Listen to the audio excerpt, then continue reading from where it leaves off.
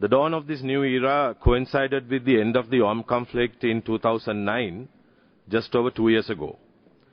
In that time, Sri Lanka has made considerable, some may call it astounding, progress in addressing the many challenges that nearly 30 years of conflict poses to a nation, a government and people. Madam President, well before the end of the armed conflict in May 2009, we had warned our international friends and partners that the remnants of the Liberation Tigers of Tamil Eelam, international network and other elements are working tirelessly to subject Sri Lanka to unrelenting pressure. The so-called anti-Sri Lanka diaspora is well organized and is using every resource at its command to maintain and magnify this pressure. This is a tangible threat to Sri Lanka finally winning the peace and securing the better future for all her people, a benefit that they richly deserve. There are many motivating factors behind the attacks from various quarters targeting Sri Lanka.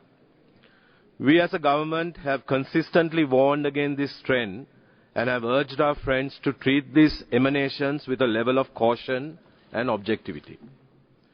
We earnestly ask them to take a holistic view of the Sri Lankan situation and eschew narrow domestic political compulsions and other parochial imperatives.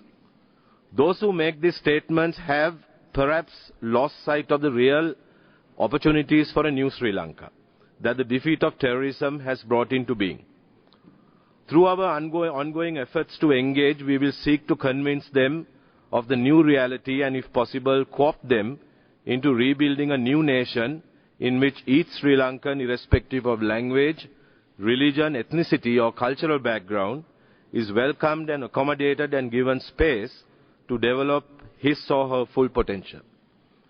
This is not some idle political platitude, but forms the pith and substance of the vision of our President Mahinda Rajapaksa and his government. Only the other day, Madam President, the President Rajapaksa stated, and I quote, "Sri Lanka is now in the process of reconciliation and reconstruction. We are diverting all our energies to put the tragic years of terror well behind us. We are building a new society, learning from the lessons of the past, and moving towards the promise of future success. We have already shown the world that terrorism can be defeated, that it can be done with a commitment to the humanitarian traditions that are part of our region's culture and heritage. Our commitment to human rights is second to none, and with such commitment we seek to transform our society to one of peace, pluralism and equality," unquote. This then is our overall goal and mission. Our immediate, medium and long-term goals are a sustainable peace with equality, equity and the guarantee of human dignity. I would like, Madam President, to briefly dwell upon some of the highlights of our post-armed conflict initiatives and experiences. For convenience, I will structure this brief analysis into 4 interconnected and inherently intertwined aspects. Firstly, with regard to reconstruction, we note that a mere 2 years and 3 months after the end of the armed conflict, we have achieved tremendous success in connection with the reconstruction effort.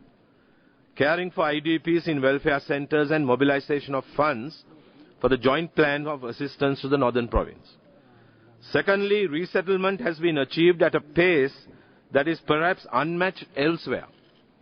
Given the caseload of over 290,000 internally displaced persons at the end of May 2009, our achievement in bringing down the numbers to a mere 7,000 in this regard is a potential role model for other countries and conflict zones. Along with resettlement, restoration of livelihoods has been accorded the highest priority, Madam President. Thirdly, we have repeatedly informed this Council that over 11,600 ex-combatants have been put through varying programs of rehabilitation depending on need and level of involvement in terrorism. Many have been released through the judicial system. Approximately 9,000 persons, including child combatants, have been reintegrated and just over 2,700 remain within the rehabilitation process. Every effort is being made to draw down the numbers still further. Madam President, fourthly, reconciliation and political solutions. must be found in Sri Lanka if Sri Lanka is to truly win the peace. We have pointed out that reconciliation and political solutions in other post-conflict societies have taken years, even decades, to evolve into durable, systematic responses within a democratic framework. A near 30-year conflict that is multifaceted and complex and had its roots in decades of history cannot be analyzed and dissected in a space of a few days.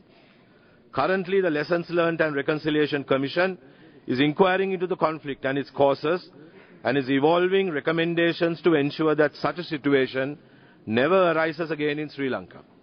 It is critical to wait for that body to finish its deliberations and come up with its conclusions in due time. I look forward to the LLRC coming forward with creative, forward-thinking and workable recommendations that we can implement with a view to buttressing our common values and ideals and celebrating our rich socio-economic aspect. This is also why our President has started the process of conducting democratic elections throughout the North and the East, letting people decide who it is they want to represent them at different levels. The national level discourse focusing on constitutional reforms is also underway. A parliamentary select committee is to be tasked with formulating a series of measures that the vast majority, if not the entirety, of the Sri Lankan people will find acceptable. This is fundamentally important. It is noteworthy that even after nearly 3 decades of armed struggle against terrorism, Sri Lanka's democratic institutions have survived and endured. Except where the LTT prevented their functioning, they thrived and continued to serve the people, even at the height of the conflict. In Sri Lanka, we have been very fortunate and are therefore able to move forward from a position of relative stability and strength of our institutions. Madam President, next I will touch on 2 recent developments that we have, through our efforts, managed to bring to fruition. During the Universal Periodic Review process in May, June of 2008, we took stock of what we had achieved, what our challenges were, and how we were going to address them. It was an accurate snapshot of the human rights situation in the country at that time. In my then capacity as Minister for Human Rights, I oversaw the drafting of the national report that was submitted to the Council. Our report was commended by a majority of those who participated in the UPR on Sri Lanka. In particular, the frank and candid manner in which we presented the factual situation and the level of detail the report went into. During the UPR, we pledged to devise a 5-year national action plan for the promotion and protection of human rights. We worked hard, Madam President, on fulfilling that pledge with the assistance of key government institutions and civil society groups. We were greatly supported by the UN system in that work. We are now in the process of setting in motion the implementation phase, including monitoring and evaluation. Just last week, the Cabinet of Ministers gave consent to this very important document. Another significant development is the lapsing of the emergency regulations promulgated under the Public Security Ordinance in 2005. As early as May 2010, we reduced the scope of the emergency regulations in keeping with the improving ground situation. In March and in June this year, we told the Community of Nations in Geneva that we would consider lifting the emergency at an appropriate time. We pledged that as the situation gradually improves, we will make adjustments, refinements, and policy changes to reflect the changing environment. This has been our consistent message. Madam President, at present the situation has improved to an extent that has permitted the lifting of the emergency altogether.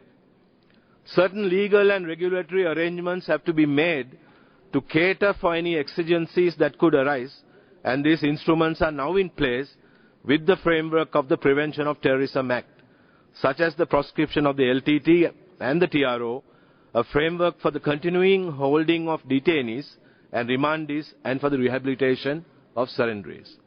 Finally, our efforts are directed towards engagement at the next cycle of the UPR. And any and all questions pertaining to developments after 2008 may be raised there and will be fully and fairly answered. Madam President, I would be remiss in my duty if I fail to draw the attention of this body to a potentially worrying concern of a growing trend to depart from well-established principles of procedure in the conduct of the affairs of this Council. In a surprising turn of events, Sri Lanka was confronted with some information in the most peculiar circumstances. On the 9th of this month, at a luncheon briefing, we were given to understand that the High Commissioner for Human Rights had informed a group of countries that a decision had been taken by the Office of the United Nations Secretary General to transmit the report of his advisory panel on Sri Lanka to your office and to hers. Previous to this communication, in the course of an interaction with you, Madam President, there was no direct reference to any such transmission. It was rather embarrassing that both you and I had to learn of it from a third party at the luncheon meeting in the presence of representatives of 29 member states of this Council. Madam President, the failure on the part of the High Commissioner to inform the concerned state Sri Lanka was fully inappropriate, to say the very least. This regrettably may lead to a loss of confidence in the Office of the High Commissioner. We believe that she should abide by the same principles that govern the work of the Human Rights Council, such as universality, transparency, impartiality, objectivity, and non-selectivity, with a view to enhancing the promotion and protection of human rights in a fair and equal manner, while recognizing the importance of the elimination of double standards and politicization. This incident, Madam President, raises concerns regarding the impartiality of the High Commissioner. This practice must be discouraged by this Council. Today it may be Sri Lanka, but tomorrow it could be any other member state faced with this predicament. Madam President, what needs to be borne in mind by all members of this August Assembly is that this report never had the sanction of any intergovernmental body. It was purely an exercise of the prerogative of the Secretary General to advise himself on issues concerning a member state. How then, I ask, could such a report be brought to the attention of this Council in this unconventional and improper manner? Madam President, I am simply on a question of principle. If this kind of circumvention of procedure is allowed, it would eventually make a mockery of this august body. We strongly urge that such practice be resisted. In conclusion, Madam President, Sri Lanka, like many post-conflict societies, is going through a process of renewal and rebuilding. Our aim is a people who are economically empowered by the vast development initiatives, active in the democratic process, and free to articulate grievances, hopes and dreams without fear of conflict and strife. The government has paved the way for this by defeating terrorism and systematically laying foundations for democracy, peace and prosperity.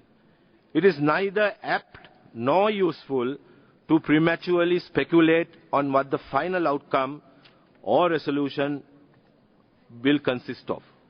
There is a realistic hope of regaining of democratic space, healing and unity. This perhaps is our greatest victory. Thank you, Madam President.